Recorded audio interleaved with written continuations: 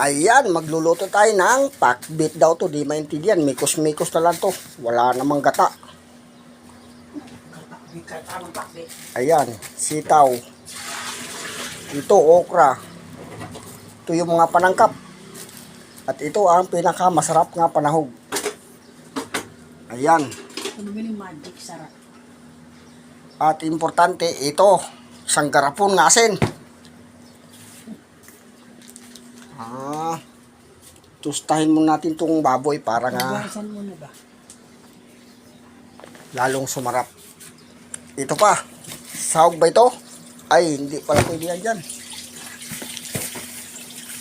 So, ito, pag nagutom kayo, kumain kayo ng saging.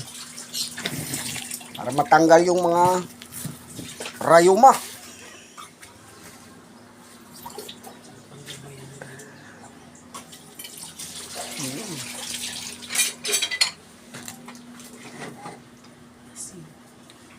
Asin.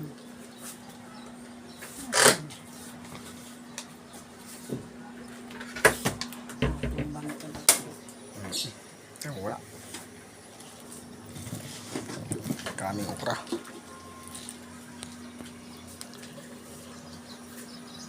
Kain na na. Ay, hindi pa pala luto.